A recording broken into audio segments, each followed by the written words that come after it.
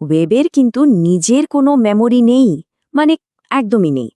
তাহলে ইন্টারনেট কিভাবে আমাদের মনে রাখে বলুন তো?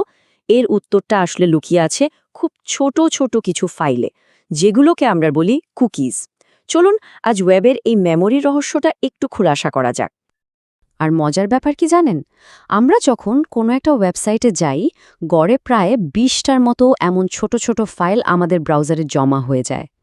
ভাবা যায়, সংখ্যাটা কিন্তু বেশ বড়, তাই না? কিন্তু আসল প্রশ্নটা হলো, এই ফাইলগুলো ঠিক কি মনে রাখছে? আমাদের শপিং কার্টে কি আছে শুধু সেটা, নাকি এর চেয়েও বেশি কিছু? আচ্ছা, কুকিজের কাজটা ঠিকমতো বুঝতে হলে আমাদের আগে ওয়েবের একটা গোড়া সমস্যা বুঝতে হবে। আর সেই সমস্যাটা হলো, এর কিছুই মনে থাকে না, মানে ওয়েবের স্মৃতিশক্তির অভাব। দেখুন, ইন্টারনেট যে প্রোটোকল বা নিয়ম মেনে চলে, মানে এইচটিটিপি, সেটা হলো স্টেটলেস। এর মানে কি? এর মানে হলো এর কোনো মেমরি নেই। প্রত্যেকটা রিকোয়েস্টই ওর কাছে একটা একদম নতুন আলাদা ঘটনা। ব্যাপারটা অনেকটা এরকম। ধরুন, আপনি একজনের সাথে কথা বলছেন, আর সে প্রত্যেকটা বাক্য বলার পরই ভুলে যাচ্ছে যে সে কার সাথে কথা বলছে। ঠিক তেমনই। আর এই স্মৃতিশক্তির অভাবের জন্যেই কিন্তু একটা ওয়েবসাইট নিজে থেকে মনে রাখতে পারে না যে শপিং কার্টে কি ছিল, আমরা লগ ইন করেছিলাম কিনা, বা আমাদের পছন্দের জিনিসগুলো কি যখন আমরা এক পেজ থেকে অন্য পেজে যাই।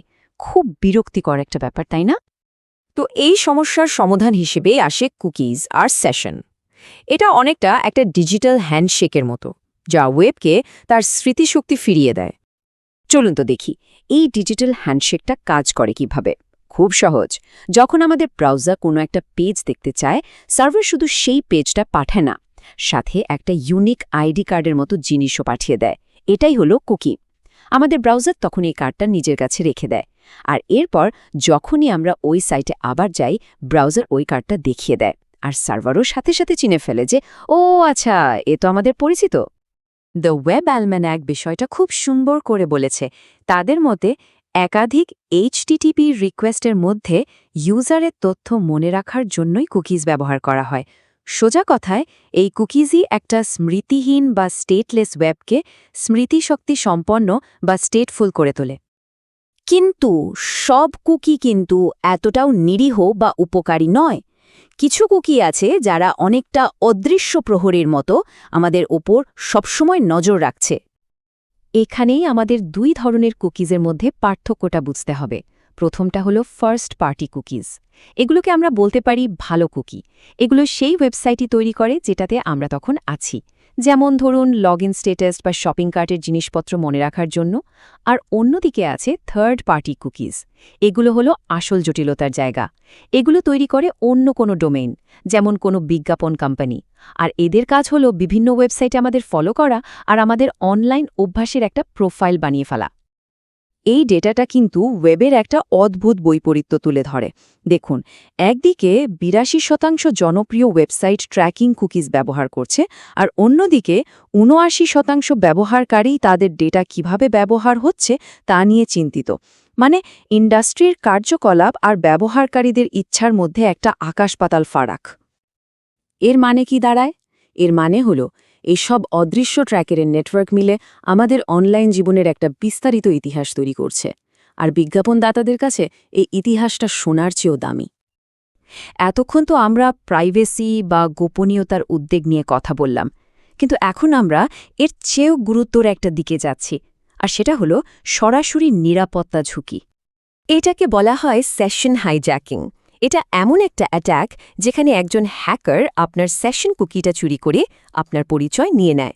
ব্যাপারটা অনেকটা এরকম, ধরুন কেউ আপনার অফিসের আইডি কার্ড চুরি করে সিকিউরিটি গার্ডকে পাশ কাটিয়ে সোজা আপনার ডেস্কে বসে পড়ল। এর মাধ্যমে তারা আপনার অ্যাকাউন্ট, ডেটা, এমনকি আপনার টাকা পয়সারও নাগাল পেয়ে যেতে পারে। আর এই চার্টটা দেখলে সত্যি অবাক হতে হয়।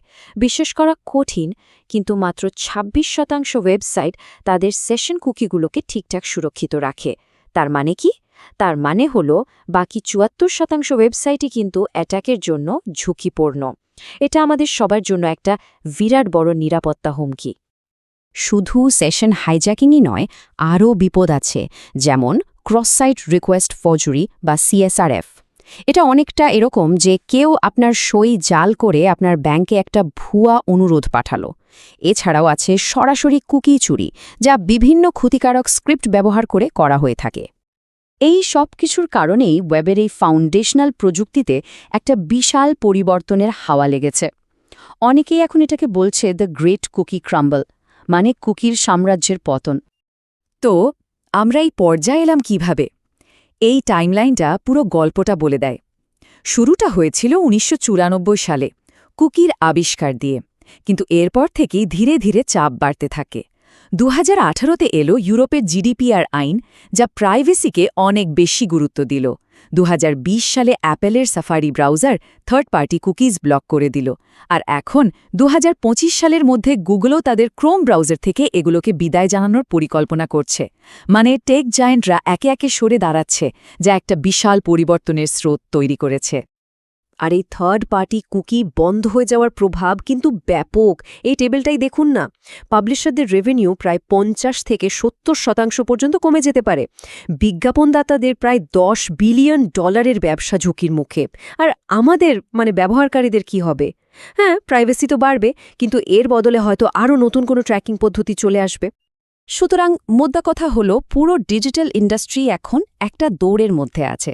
থার্ড পার্টি ট্র্যাকার ছাড়া কিভাবে অনলাইনে বিজ্ঞাপন দেখানো যায় আর মানুষের পরিচয় ঠিক রাখা যায়, তার নতুন উপায় খুঁজে বের করার দৌড়। ওয়েবের স্মৃতি ধরে রাখার প্রথম অধ্যায়টা এখন শেষ হতে চলেছে। তাই এখন সবচেয়ে বড় প্রশ্নটা হলো, ভবিষ্যতে ওয়েবকে আমাদের সম্পর্কে ঠিক কি মনে রাখার অনুমতি দেওয়া উচিত? এই প্রশ্নের উত্তরের উপরেই কিন্তু আমাদের ডিজিটাল পরিচয়ের ভবিষ্যৎ নির্ভর করছে।